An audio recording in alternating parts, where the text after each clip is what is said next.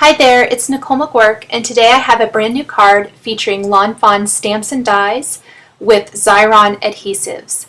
I've used the Critters Down Under stamp set and new coordinating dies for this cute scene and adhered everything with the Xyron adhesives. To start my card, I've stamped several of the images from the Critters Down Under stamp set, and I'm coloring them in with colored pencils. I'm laying down the color, and then I will go back over the color lines, blending them with Gamsol to get rid of any of those harsh color lines, as well as blend the colors together for some nice shading. I'm using a stump pencil and Gamsol to blend this all out. I love how the Gamsol really smooths out the colors and blends everything together, giving a nice finished colored image. I'm adding a little white gel pen to the stomach of the bird there for additional detailing. For the trees, I'm using a couple of shades of brown. I'm laying down a lighter color first, and I'm not coloring it very neat. I'm kind of scribbling it in there. The Gamsol will really smooth everything out, so I don't have to take care to color really neatly. And then I'm laying down some shadowing with a darker shade of brown. And then I'll go back in with the Gamsol and smooth that out here in a minute. Just like the tree trunks, for the greenery of the trees and also those little trio of leaves, I'm using a couple of shades of green, kind of a lighter color at the top part of the leaf, and then darker color near the base, and then I will blend all of these out. I am using some sandpaper to clean the tip of my stump pencil. If you can't get it clean with putting some Gamsol and just rubbing it off on the edge like I was doing along the right side of my paper there, then go ahead and take some sandpaper. You can get sandpaper usually where you get your Gamsol, or you can use sandpaper that maybe you have on hand or that you pick up at your local store. It just helps sharpen and clean that tip of the pencil, the stump pencil, I guess I should say. I love how you can really see the difference between those colored tree and blended trees with the Gamsol and the ones that have not been blended out yet. It just is a huge difference. It really I think it makes the colored images look really special. For the koala, I started with a light color of gray and then a darker color to add the shading. And I purposely left the inside of his ears white, and I'm simply taking that tip of my stump pencil and pulling some of that gray color that I have on the tip of my pencil from blending into the ear area so that it isn't very dark. It's a great way to kind of pull in some color where you maybe don't want it to be very dark, but you don't want it to be stark white either. I did add several layers of color to him, trying to get the right color and the right shading. I'll go ahead and finish coloring the rest of these trees and the greenery and things before I die cut my pieces.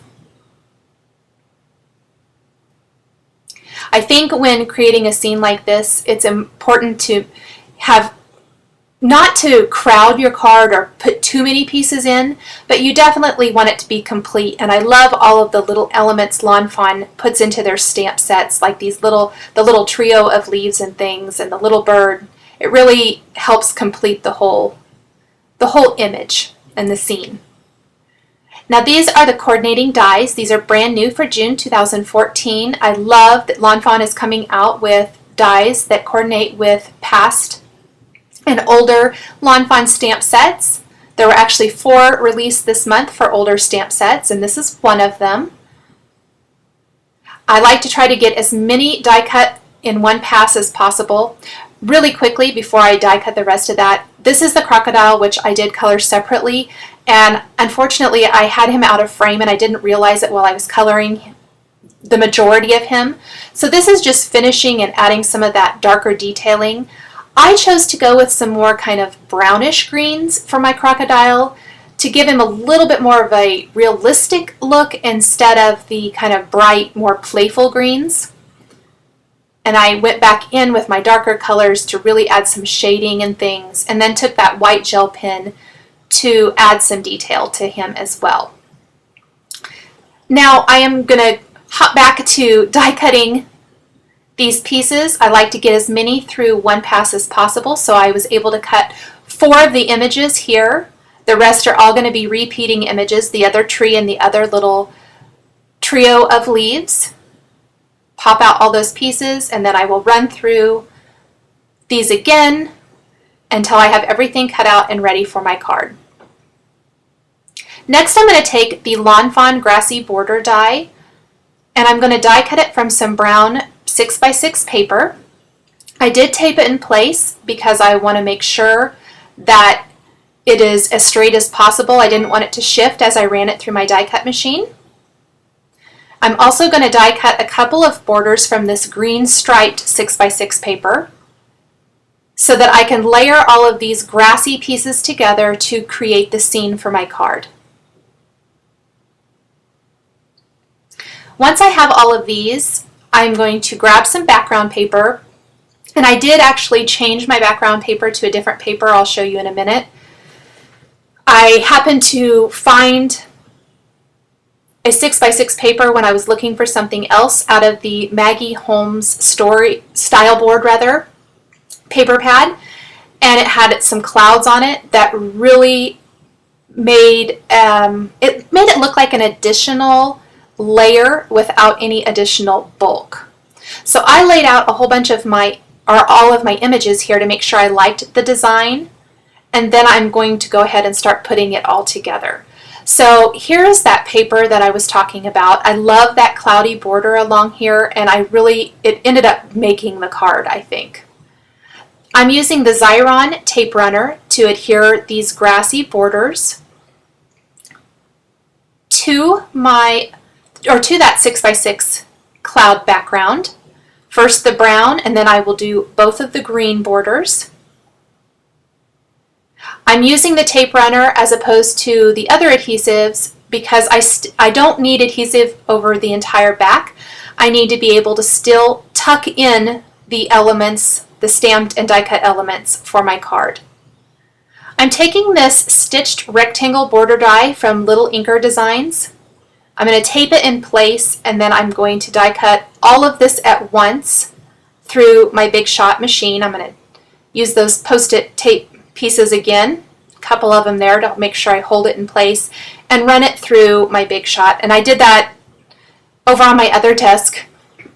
I had such a mess going on my desk here that I just ran over and did that really quick. Now, because there were so many layers near the bottom of the design, it didn't cut really cleanly. I could have probably die cut each of these individually. However, I wanted them to have that stitched look all the way around, so I just simply took my scissors and trimmed up any of those edges that weren't really clean and neat. So now I have my background ready to go, and I'm ready to adhere the rest of the pieces for my card. I'm using the Xyron 3-inch sticker maker. This is the disposable sticker maker, and you simply place your pieces through the back, run, and then pull the paper through the other side, and it creates an instant sticker. It's phenomenal. I love it. It's wonderful for attaching all of these little pieces to my card. So I ran one through to show you how it works, and then I'm going to go ahead and run the rest of these through so I can go ahead and complete the scene. Now what I like to do is put as many through as I can at one time so that I don't waste adhesive. So try to get them as close together as possible. I didn't do the best job with that, but for video purposes, I was trying to hurry, I think, a little bit. There's a perforated edge that helps tear that paper off. Now, I like to take a bone folder, or you can take your finger and just run around the edges of your pieces that you've put through and now made into stickers, so that any of that adhesive sticks to that front clear paper when you pull it off and doesn't gum up around your either whatever you've run through the Xyron sticker maker. And these pop on so easy because there's adhesive on the entire back of each of these pieces. It just is a phenomenal way to put a card together. I love this. Add some adhesive to my crocodile. Again, I'm just using my finger there to run around the edges. And I'll tuck him into the grass here on the front of my card. Now, I thought it would be fun to give my crocodile some kind of special dimensional eyes, and I have these half-lidded eyes from Hobby Lobby. I'm going to use the Ranger Matte Medium to secure these using my quick stick tool to place my eyes in place there. Make sure he's all tucked into the grass like I want him to be.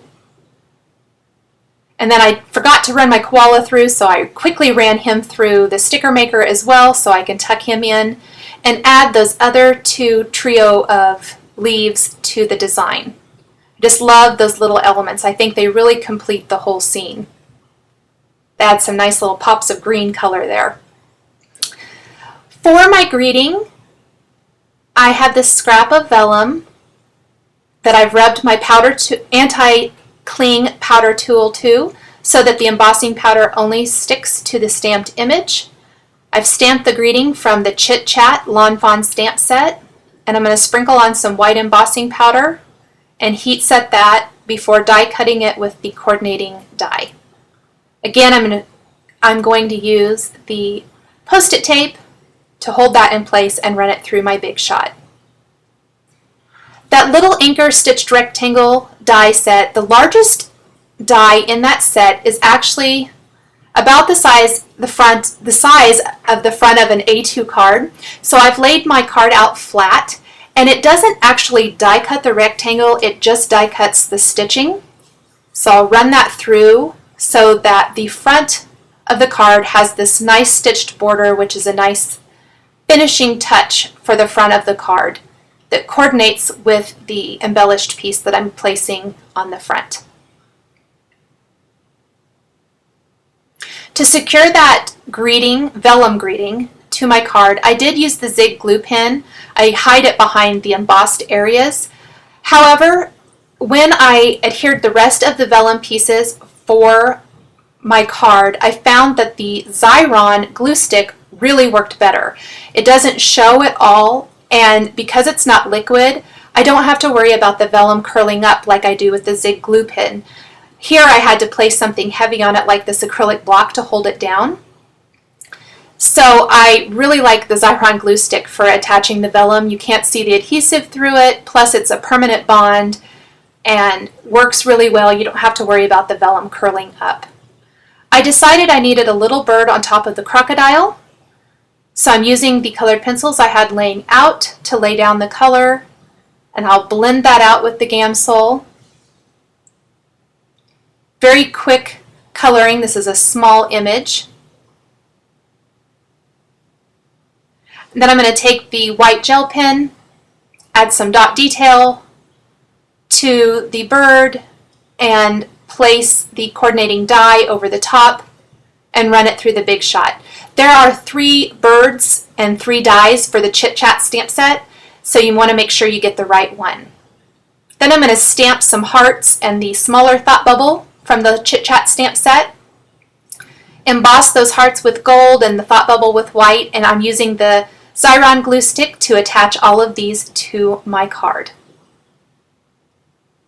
Finally, I'll use some foam adhesive to pop this piece up, and I will adhere it to the front of the stitched card.